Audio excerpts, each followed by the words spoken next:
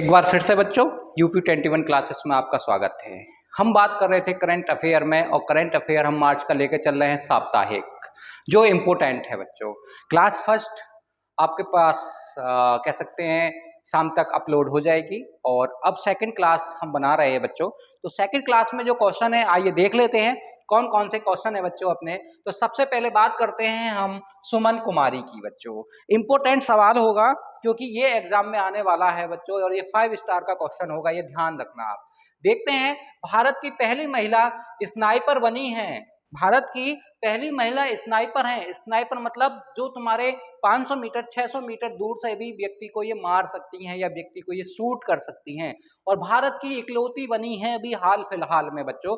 तो पहली महिला है तुम्हारी सुमन कुमारी, जो तुम्हारे कह सकते हैं भारत की पहली स्नाइपर बनी है। और ये कहाँ इन्होंने ट्रेनिंग ली थी, हम बात करते हैं बच्चों हाल ही में इंदौर के central school of weapons and कह सकते हैं टैक्टिक्स में 18 सप्ताह का इन्होंने क्या स्नाइपर कोर्स पूरा किया था बच्चों, जो तुम्हारे कहाँ है, इंदौर में है। अगर हम बात करते हैं कि ये कहाँ की हैं और भारत में किस कह सकते हैं स्टेट की रहने वाली हैं, तो हिमाचल प्रदेश के मंडी जिले की रहने वाली हैं। सुमन एक साधारण परिवार से हैं बच्चों, क्योंकि इनका जन्म स्थान जरूर पूछा जाएगा।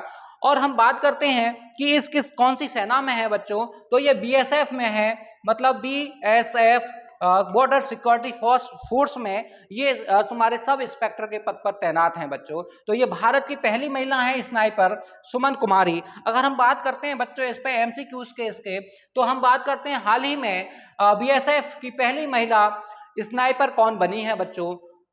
नंबर ऑप्शन ए है दीपिका शर्मा, ऑप्शन बी है सुमन कुमारी, ऑप्शन सी है अवनी तस्मान, ऑप्शन डी है बच्चों आरती निखिल। तो बच्चों इनमें से कौन है जो तुम्हारे भारत की पहली महिला स्नाइपर बनी है, तो ऑप्शन बी है बच्चों सुमन कुमारी हैं, जो हिमाचल प्रदेश के मंडी जिले से संबंधित हैं, और बीएसएफ में ये तुम्हारे सब एसआई के पद पर तैनात हैं बच्चों। हम बात करते हैं अगले क्वेश्चन की। तो अगला क्वेश्चन है राष्ट्रीय पहलवान तारा ये कहाँ है और किस ग्रुप ने इसे शुरू किया है, और क्यों इसकी आवश्यकता पड़ी है बच्चों, ये क्यों चर्चा में है इस समय। देखते हैं इसका उद्देश्य क्या है। पशु कल्याण पर राष्ट्रीय और अंतरराष्ट्रीय प्रभाव पैदा करना है। तो पशु कल्याण की हम बात करते हैं, जो जीव जंतु हैं उनकी हम बात करते हैं, और उन्हें क्या है तुम्हारा कह सकते हैं राष्ट्रीय और अंतरराष्ट्रीय स्तर पर उन्हें खुले कह सकते हैं प्रभाव, या उन्हें कह सकते हैं कि खुला मैदान हमें प्रदान करना है बच्चों।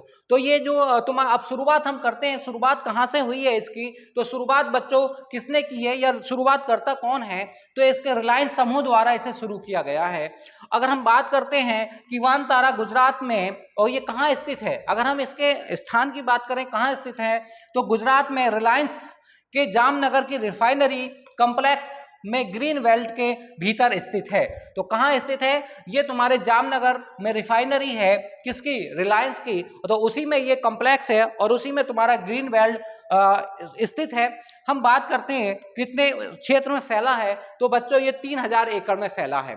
तो मतलब इसकी पहल किसने की है, तो इसकी पहल तुम्हारे रिलायंस द्वारा की गई है। इस पे देखते हैं बच्चों इसका एमसीक्यूज क्या है कि राष्ट्रीय पहलवान तारा कार्यक्रम की शुरुआत किस समूह द्वारा की गई है बच्चों। अभी आपने इसका डिस्क्रिप्शन पढ़ा है, तो ऑप्शन ए है बच्चों रिलायंस समूह द्वारा, ऑप्शन बी है अदानी समूह द्वारा, ऑप्शन सी है विप्रो समूह द्वारा, ऑप्शन डी है बच्चों वन्य जीव मंत्रालय द्वारा। तो किसने शुरुआत की है, तो इसकी रिलायंस समूह द्वारा इसकी शुरुआत की गई है बच्चों। हम बात करते हैं अगले क्वेश्चन की, जो तुम्हारे सामने है बच्चों स्वयं प्लस प्लेटफॉर्म, इंपोर्टेंट है। देखते हैं क्या है, जारीकर्ता कौन है, शिक्षा मंत्रालय जारी करता है तुम्हारा, शिक्षा मंत्रालय ने इसे शुरू किया है। इसका उद्देश्य क्या रहेगा बच्चों, तो इसका उद्देश्य है छात्रों के लिए रोजगार के अवसर प्रदान करना है। वेरी वेरी इंपोर्टेंट, यही इसका फैक्ट पूछा जाएगा, और ये पूछा जाएगा कि किस मंत्रालय ने, तो शिक्षा मंत्रालय ने इसे शुरू किया है। अगर हम तुम्हारा एनईपी या कह सकते हैं न्यू एजुकेशन पॉलिसी की अगर हम बात करते हैं, तो न्यू एजुकेशन पॉलिसी कब लागू की गई थी, तो ये 2020 में लागू की गई थी बच्चों, क्योंकि जब उस समय कोरोना काल चल रहा था तब इसे कह सकते हैं न्यू तुम्हारी एजुकेशन पॉलिसी लागू की गई थी। तो अगर उसके तहत तो कौन सा स्वयं प्लस कह सकते हैं प्लेटफॉर्म शुरू किया गया था बच्चों, और शिक्षा मंत्रालय द्वारा शुरू किया गया। अगर इसका प्लेटफॉर्म में अब उद्योगों की जरूरत का समर्थन करने वाले पाठ्यक्रम शामिल होंगे, क्योंकि यहाँ पर जो इस सरकार का मेन मोटिव है तो रोजगार प्रदान करना है, और रोजगार प्रदान करना जो तुम्हारे अपने स्वयं का हो, स्वयं का रोजगार हो। तो इसलिए इस तुम्हारे पहल की शुरुआत की गई है, या कह सकते हैं स्वयं प्लस प्लेटफॉर्म की शुरुआत की गई है बच्चों। आइए इसका ऑप्शनल देख लेते हैं कि एमसीक्यूज देखते हैं कैसे बनाया गया है बच्चों। हाल ही में शिक्षा मंत्रालय द्वारा कौन सा प्लेटफॉर्म लॉन्च किया गया है बच्चों? तो ऑप्शन ए है स्वास्थ्य गर्व है, ऑप्शन बी है युवा संगम पंजीकरण है, ऑप्शन सी है ई साक्षी एप्लीकेशन है, ऑप्शन डी है बच्चों स्वयं। तो कौन सा किया गया है? तो ऑप्शन डी है स्वयं, कह सकते हैं प्लेटफॉर्म या स्वयं प्लस प्लेटफॉर्म शिक्षा मंत्रालय द्वारा जारी किया गया है बच्चों। हम बात करते हैं अगले क्वेश्चन पर। तो नवीनतम उपभोक्ता व्यय सर्वेक्षण रिपोर्ट अगर ये आई है या सर्वेक्षण आया है तो एक बार देख लेते हैं बच्चों, क्योंकि यहां से सवाल आने वाला है, इंपोर्टेंट है। ये 2011 में आया था बच्चों, ये जो आया था 2011 में सर्वेक्षण आया था। हम बात करते हैं जारीकर्ता कौन है, तो जारीकर्ता है BBR सुब्रमण्यम है, और ये आयोग नीति आयोग के क्या है, ये अध्यक्ष है। थोड़े से अगर हम नीति आयोग की बात करते हैं बच्चों तो ये थिंक टैंक पर आधारित है। नीति आयोग किस पे? नीति आयोग तुम्हारा थिंक टैंक पर आधारित है, और ये इसकी स्थापना 2015 में की गई थी बच्चों। कब की गई थी इसकी स्थापना? 2015 में की गई थी नीति आयोग की स्थापना। और इसके जो पहले अध्यक्ष थे नीति आयोग के, जो भारत का प्रधानमंत्री इसका अध्यक्ष रहता है, तो PM मोदी जी इसके प्रथम अध्यक्ष थे। अगर हम बात करते हैं कि नीति आयोग के प्रथम अध्यक्ष की, तो अपने भारत के प्रधानमंत्री होता है, और भारत का प्रधानमंत्री इस समय कौन है? मोदी जी हैं। अगर हम बात करते हैं योजना आयोग के अंतिम अध्यक्ष कौन थे, तो वो भी तुम्हारे प्रधानमंत्री नरेंद्र मोदी जी हैं। तो दोनों में से क्वेश्चन पूछा जाता है, सीक्वेंस है, यहां से सवाल आएगा बच्चों। तो नीति आयोग की स्थापना कब की गई थी? 2015 में। और अगर हम इसके उपाध्यक्ष की बात करें, इसका जो उपाध्यक्ष वर्तमान में है वो कौन है बच्चों? तो श्री सुमन वेरी हैं। श्री सुमन वेरी इस नीति आयोग के उपाध्यक्ष हैं। अध्यक्ष अपने कौन है? अपने अध्यक्ष हैं तुम्हारे कह सकते हैं मोदी जी, और उपाध्यक्ष कौन है तुम्हारे? श्री सुमन वेरी जी हैं। अगर हम बात करते हैं तो इनकी एक रिपोर्ट आई है, तो इस रिपोर्ट के अनुसार देश में गरीबी कम होकर कितने % रह गई है? 5% पर आ गई है। अगर हम बात करते हैं सर्वेक्षण में लोगों को क्या 20 अलग अलग कैटेगरी में रखा गया है, तो 20 कैटेगरी व्यक्तियों की बनाई गई है, उन्हें अलग अलग कैटेगरी में रखा गया है। ये इंपॉर्टेंट है बच्चों, अलग अलग श्रेणी या कैटेगरी का ध्यान रखना। हम बात करते हैं कि प्रति व्यय मासिक, अगर हम बात करते हैं औसत की, तो औसत है तुम्हारा कितना? औसत प्रति व्यक्ति मासिक आय ग्रामीण क्षेत्र में कितनी होगी? तो तुम्हारे 3773 रुपया होगी। इंपोर्टेंट है। अगर शहरी क्षेत्र में हम बात करते हैं तो 6459 रुपया है। यहीं से सवाल पूछा जाएगा बच्चों, यही पूछे जाएंगे बस। अगर हम बात करते हैं इसमें श्रेणियां कितनी है, तो इसमें कितनी 20 श्रेणियों में रखा गया है। अगर हम बात करते हैं कि कितनी कमी आ गई है, तो कमी बच्चों इसमें 5% पर रह गई है। तो लगभग 5% तुम्हारी भारत में अभी गरीब कह सकते हैं 5% ही रह गई है, बाकी 95% अपने गरीबी रेखा से दायरे से जो लोग बाहर निकल चुके हैं बच्चों। हम बात करते हैं इस पे एमसीक्यूज पे, तो जो अपना इसका एमसीक्यूज क्या है, नीति आयोग द्वारा जारी नवीनतम उपभोक्ता व्यय सर्वेक्षण के अनुसार औसत प्रति व्यक्ति मासिक व्यय ग्रामीण क्षेत्र में कितना आंका गया है बच्चों। तो कितना आंका गया है देख लेते हैं।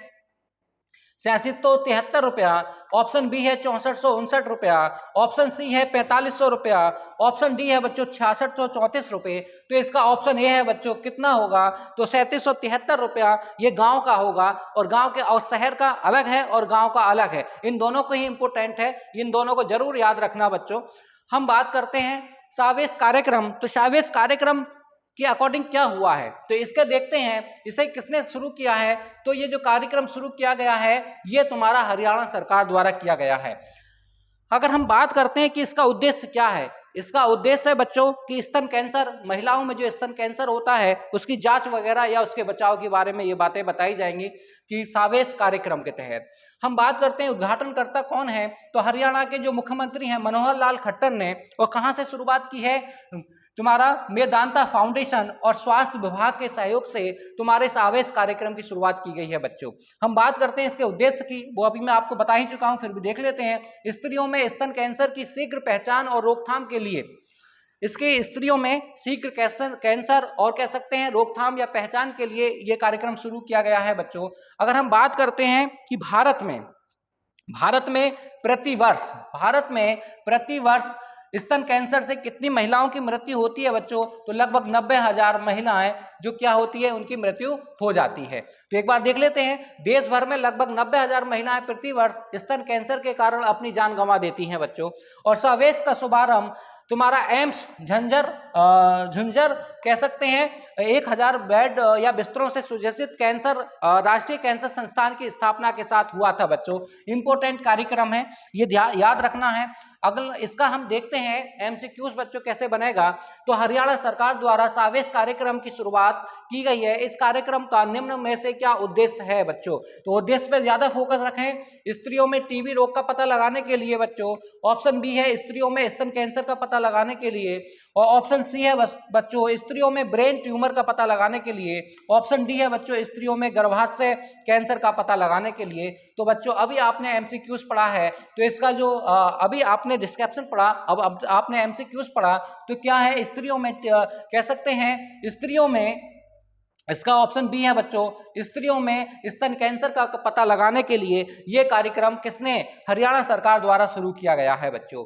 हम बात करते हैं अगले क्वेश्चन की, जो अपना अगला क्वेश्चन है ऑर्डर ऑफ द दुख गायपले पुरस्कार। ये जो गायपले पुरस्कार है ये किसको कह सकते हैं प्रदान किया गया है और किस देश से संबंधित है बच्चों। ये जो पुरस्कार है ये भूटान का सर्वोच्च कह सकते हैं सर्वोच्च पुरस्कार है, और अपने भारत के प्रधानमंत्री नरेंद्र मोदी जी को यह पुरस्कार प्रदान किया गया है।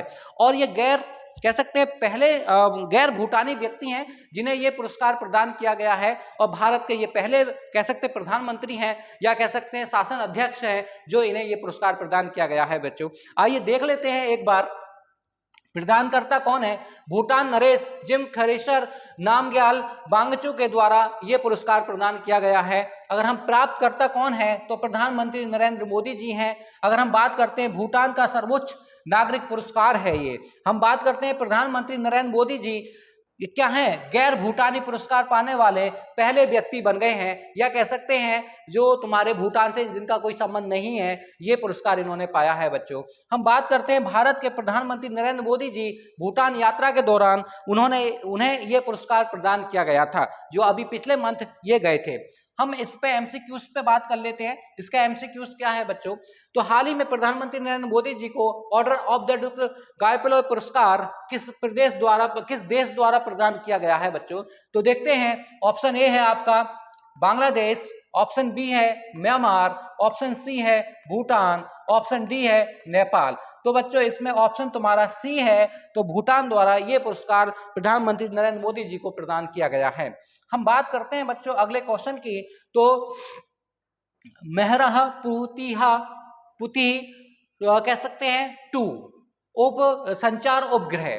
दोबारा सुनो बच्चों, मेहरा पुती 2 संचार उपग्रह, ये संचार उपग्रह है और इसका काम क्या है, जो वहां के कह सकते हैं तुम्हारे इंडोनेशिया के जो लोग हैं उन्हें कह सकते हैं तेज या स्पीड नेट में स्पीड प्रदान कराएगा बच्चों। देख लेते हैं लॉन्च स्थल कहाँ है इसका। स्पेस एक्स ने फाल्कन 9 रॉकेट से फ्लोरिडा के वेलल स्पेस फोर्स स्टेशन से इंडोनेशिया में लॉन्च किया गया बच्चों। अब ये याद रखना कि किससे लॉन्च किया गया, तो फाल्कन 9 रॉकेट से ये लॉन्च किया गया था। और किस देश का है बच्चों, ये इंडोनेशिया का अपना क्या है संचार उपग्रह है। हम बात करते हैं ये उपग्रह इंडोनेशिया में ग्राहकों को अगले 15 वर्ष तक तेज इंटरनेट सेवा प्रदान करेगा बच्चों। संचालन कौन है, तो संचालन इसका कौन है बच्चों, तो तुम्हारा है इसका संचालन इंडोनेशिया टेलीकॉम कंपनी है। तुम्हारा जो कंपनी है टोलको मस्क है, कौन सी है, टोलको मस्क है द्वारा इसे कह सकते हैं तैयार किया गया था बच्चों, टेलकोमॉक्स से। अगर हम बात करते हैं स्पेस एक्स के लिए वर्ष 2024 में ये कौन से नंबर का है, ये 16वें नंबर का तुम्हारा क्या है परीक्षण है, या कह सकते हैं लॉन्च किया गया है। तो किसके द्वारा, तुम्हारा स्पेस एक्स के लिए वर्ष 2024 में ये कौन से नंबर का है, ये तुम्हारे 16वें नंबर का लॉन्च इसने किया है। हम बात करते हैं बच्चों इस पे एमसीक्यूज क्या है इसका, तो हाल ही में मेरा पुनीत 2 तुम्हारा संचार उपग्रह को किस देश ने लॉन्च किया है बच्चों, तो ऑप्शन ए है जापान के द्वारा, ऑप्शन बी है इंडोनेशिया के द्वारा, ऑप्शन सी है चीन के द्वारा, ऑप्शन डी है रूस के द्वारा। तो बच्चों इसका ऑप्शन तुम्हारा बी है इंडोनेशिया के द्वारा, ये तुम्हारा संचार उपग्रह लॉन्च किया गया है बच्चों। हम बात करते हैं अगले क्वेश्चन की, तो अगला क्वेश्चन है फिल्म प्रमाणन सुविधा कार्यक्रम। तो जो ये तुम्हारे कार्यालय, सुविधा कार्यालय, तो इसे स्थापित कहाँ किया गया है, वैसे तो इसका मुख्यालय तुम्हारा कहाँ है बच्चों, मुख्यालय है तुम्हारा, मुख्यालय है तुम्हारा कहाँ, मुंबई में, मुंबई में इसका मुख्यालय है बच्चों। अगर हम बात करते हैं तुम्हारे कह सकते हैं इसकी केंद्रीय फिल्म प्रमाणन बोर्ड सूचना और प्रसारण मंत्रालय के तहत क्या है, एक संवैधानिक निकाय है बच्चों। देखते हैं कि इसका कार्यालय कहाँ स्थापित किया गया है, चंडीगढ़ में किया गया है बच्चों। और इसकी घोषणा किसने की थी और किसके द्वारा इसके घोषित किया गया बच्चों, तो केंद्रीय सूचना और प्रसारण मंत्री श्री अनुराग सिंह ठाकुर के द्वारा इसकी घोषणा की गई थी। इस समय मंत्री कौन है अपने, श्री अनुराग सिंह ठाकुर हैं, उन्होंने इसकी घोषणा की थी। कह सकते हैं कि फिल्म प्रमाणन सुविधा कार्यालय कहाँ स्थापित किया जाएगा, वो चंडीगढ़ में किया जाएगा बच्चों। अब फिल्म तुम्हारा फिल्म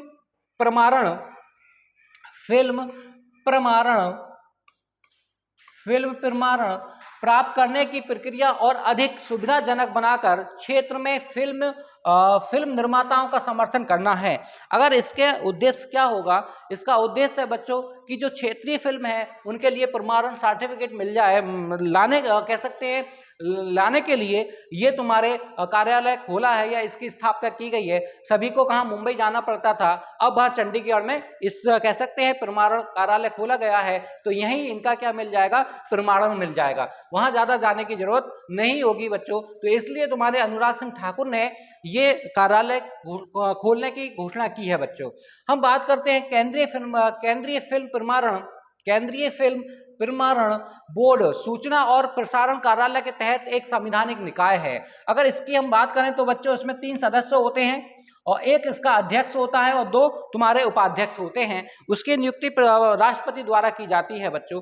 अगर हम बात करते हैं इसका मुख्यालय कहाँ है, मुंबई में। वर्तमान में फिल्मों को 4 श्रेणियों में कह सकते हैं 4 श्रेणियों में प्रमाणित कह सकते हैं प्रमाण पत्र दिया जाता है। अब देखो बच्चों कौन कौन से हैं, यू है, ए है और तुम्हारा ए एंड तुम्हारा SI है। ये तुम्हारे 4 कैटेगरी हैं बच्चों। इंपोर्टेंट सवाल है क्योंकि अधिकतर सवाल यहीं से आता है। हम बात करते हैं इस पे एमसीक्यूज से बच्चों। जो इसका एमसीक्यूज है, केंद्रीय सूचना और प्रमाणन मंत्रालय श्री अनुराग सिंह ठाकुर ने फिल्म प्रमाणन सुविधा कार्यालय खोलने की घोषणा की है, वह किस शहर में स्थापित किया जाएगा, तो बच्चों ऑप्शन ए है कोलकाता में, ऑप्शन बी है चंडीगढ़ में, ऑप्शन सी है बेंगलुरु में, ऑप्शन डी है पटना में। तो बच्चों इसका आंसर जो है वो तुम्हारा बी होगा, जो चंडीगढ़ में इसका कह सकते हैं खोला जाएगा। अगर हम बात करते हैं इसकी सेंसर बोर्ड की, तो इसे शॉर्ट में बोलते हैं बच्चों सेंसर बोर्ड। अगर हम सेंसर बोर्ड के कह सकते हैं कि अध्यक्ष की अगर हम बात करते हैं तो अध्यक्ष कौन है इस समय, तो प्रसून जोशी इसके क्या हैं, अध्यक्ष हैं बच्चों। प्रसून जोशी इसके अध्यक्ष हैं, किसके, सेंसर बोर्ड के, जो फिल्मों को ये सर्टिफिकेट देता है बच्चों। हम बात करते हैं अगले पॉइंट की। तो जो अगला क्वेश्चन है operation Indravati, very very important है, आने वाला है बच्चों, वेरी वेरी इंपोर्टेंट है और ये आने वाला है। क्वेश्चन छोटा ही है पर आएगा जरूर हर हाल में, ये याद रखना। तो भारत ने डोमिनिकन गणराज्य हैती से सुरक्षित कह सकते हैं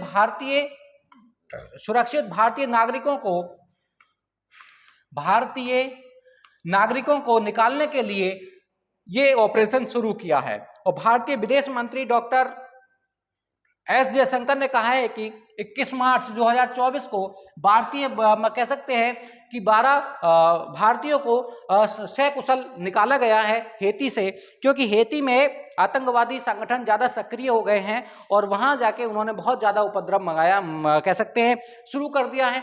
तो इसलिए भारत सरकार ने एक ऑपरेशन चलाया है वहां से भारतीय नागरिकों को सुरक्षित रूप से निकालने के लिए। तो ऑपरेशन इंद्रावती है बच्चों, ऑपरेशन गंगा है, ये भी ऑपरेशन कई चले हैं पर एग्जाम में जरूर आता है। अभी तुम्हारा ऑपरेशन गंगा आया था जो तुम्हारे आरओ एआरओ की परीक्षा हुई थी, इस लिहाज की दृष्टि से ये बहुत इंपॉर्टेंट है बच्चों।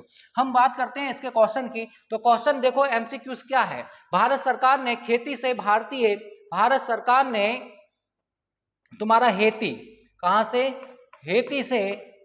हेती से भारतीय नागरिकों को सुरक्षित निकालने के लिए कौन से ऑपरेशन की शुरुआत की है बच्चों। तो हम बात करते हैं कौन से ऑपरेशन की शुरुआत की है हेती से। तो देखते हैं बच्चों, ऑपरेशन सुमेधा है, ऑपरेशन कह सकते हैं तुम्हारा सर्वशक्ति है, option C operation Indravati, option D उपरोक्त में से कोई नहीं बच्चों। तो इसका जो आंसर होगा वो तुम्हारा सी होगा, ऑपरेशन इंद्रावती। हेती से भारतीय नागरिकों को सकुशल लाने के लिए भारत सरकार ने जारी किया है बच्चों। अब देखते हैं लास्ट क्वेश्चन है बच्चों, सक्षम एप्स इंपोर्टेंट है क्योंकि इसे किसने लॉन्च किया है, तो चुनाव आयोग द्वारा इसे लॉन्च किया गया है बच्चों। किसने लॉन्च किया है, चुनाव आयोग ने इसे लॉन्च किया है। इसका उद्देश्य क्या होगा, जो विकलांग व्यक्ति हैं या अपंग व्यक्ति हैं, तो विकलांग व्यक्तियों के लिए आसान मतदान की सुविधा और मतदान केंद्रों पर सुविधा का लाभ उठाने के लिए सक्षम ऐप को लॉन्च किया है। जो बच्चों कह सकते हैं विकलांग होते हैं या अपंग होते हैं, उनके लिए ये समस्या आती है, तो अपने चुनाव आयोग ने सक्षम ऐप को क्या है लॉन्च कर दिया है बच्चों। अब देख लेते हैं आगे क्या है। 85 वर्ष से अधिक, 85 वर्ष से अधिक कितने, 85 वर्ष से अधिक जो उम्र वाले हैं उन्हें मतदान, और 40% बेंचमार्क या कह सकते हैं जो 40% क्या होते हैं, विकलांग होते हैं, उनके लिए विकलांगता वाले विकलांग व्यक्तियों के घर से ही मतदान दे सकते हैं। मतलब सक्षम तुम्हारे ऐप्स के माध्यम से जो भारतीय चुनाव आयोग ने इसे लागू किया है या कह सकते हैं जारी किया है, तो इसके माध्यम से विकलांग व्यक्ति या कह सकते हैं 85 वर्ष के ऊपर के व्यक्ति और विकलांग वो भी जो 40 कह सकते हैं % से अधिक हैं, तो वो अपने घर से ही मतदान कर सकते हैं बच्चों। अब हम बात करते हैं क्वेश्चन की, इस पे एमसीक्यूज की। तो हाल ही में चुनाव आयोग द्वारा विकलांग व्यक्तियों के लिए निम्न में से कौन सा ऐप लॉन्च किया है। तो बच्चों ऑप्शन ए है सुस्वागतम पोर्टल, ऑप्शन बी है इनकोर ऐप्स, ऑप्शन सी है तुम्हारा सक्षम ऐप, ऑप्शन डी है ए तुम्हारा बी और सी। तो बच्चों कौन सा है, इसका जो आंसर होगा वो तुम्हारा डी होगा बच्चों। और तुम्हारा कह सकते हैं कि ऐप्स है तुम्हारा सक्षम, ये किससे संबंधित है, जो विकलांग व्यक्ति हैं उनसे संबंधित है। और तुम्हारा है और कह सकते हैं ऐप्स है इनकोर, तो इनकोर किससे संबंधित है बच्चों, ये भी तुम्हारे ऐप्स है, ये भी तुम्हारे चुनाव आयोग ने जारी किया है। ये विकलांग से संबंधित है और ये उसके सदस्यों से संबंधित है, चाहे चुनाव कह सकते हैं लोकसभा का हो या तुम्हारे विधानसभा का हो, तो उनसे संबंधित है। तो दोनों ही इंपोर्टेंट है बच्चों और दोनों ही तुम्हारे किसके चुनाव आयोग द्वारा स्थापित किए गए हैं। इसी के साथ ये अपनी क्लास खत्म होती है बच्चों। Thank you all of you.